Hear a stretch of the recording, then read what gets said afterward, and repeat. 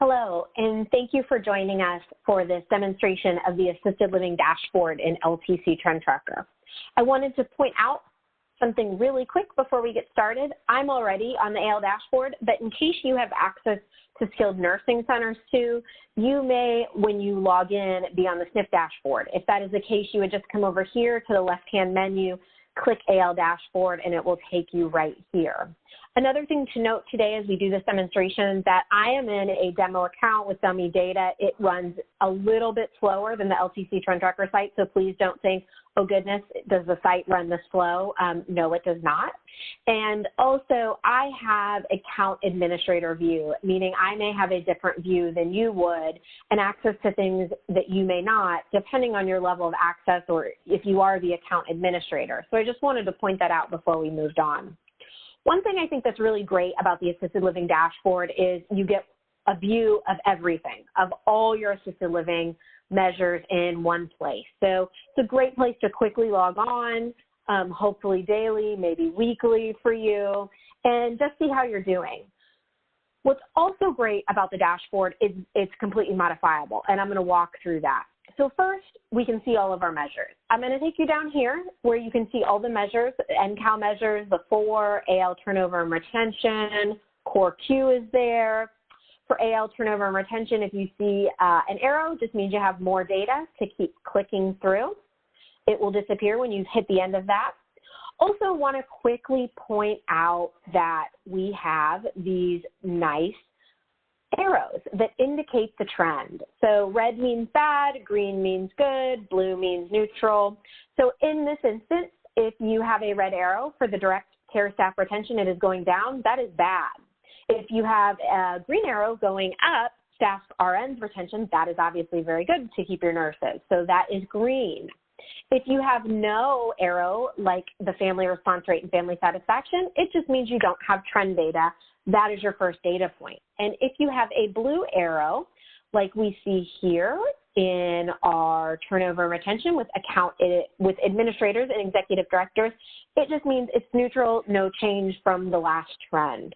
So just a quick look to see how you're doing, really great. You don't have to go in and run a report if you don't want to. You can just check in here. You also have the option to modify which goals you see up here with a max of 4. What's nice is you can just quickly click on Show Detail, and it will show you the corresponding bar chart graph.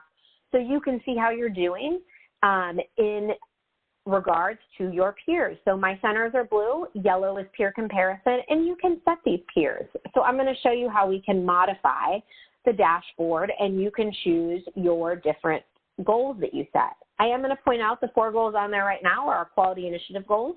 I have those there because we are obviously very focused on our quality initiative goals, but you can change it to any goal that you are working on in your assisted living community that you think is important to focus on. So you have the whole number of assisted living measures to choose from. To pick one of those 4, maybe you just want 1, and you can do that too. You can pick no measure or just 2. You also, depending on your access, if you're account administrator, maybe you oversee quality of numerous buildings, maybe you're the executive director of one building, you may be able to limit buildings for what you see.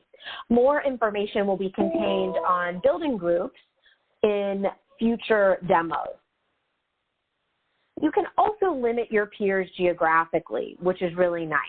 And you can do this by selecting peers in the nation, that's just the default, or really drilling down, including drilling down different states might be great for assisted living if you have similar regulations to another state. You want to pick those, counties, cities.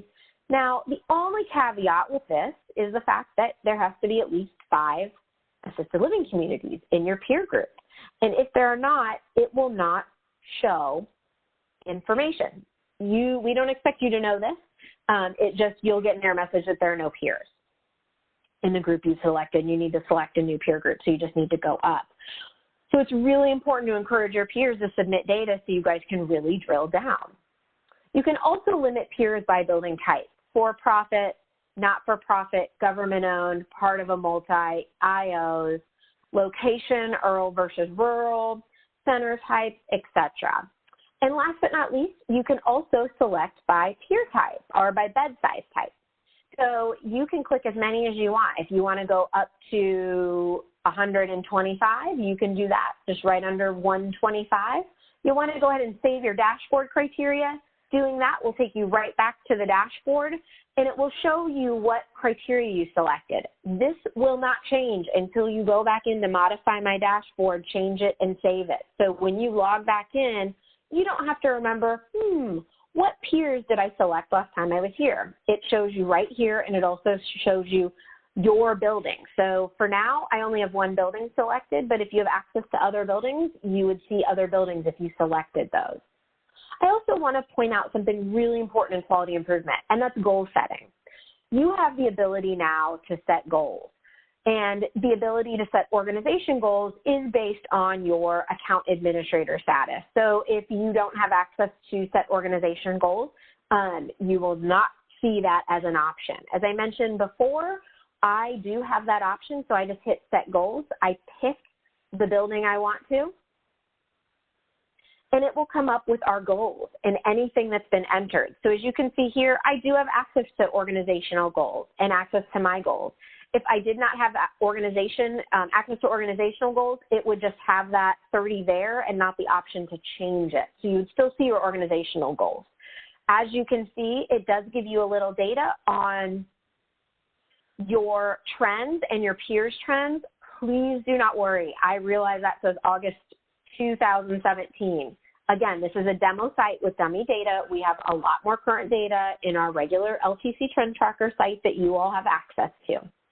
You can set goals for all or as many as you want to of the different quality measures. So turnover and retention, core Q, as you see fit. We hope you will at least go look at our quality initiative website goals. You can see those at ncal.org and utilize those. Or maybe you want to be a little more aggressive with your goals, which is great, and set more aggressive goals.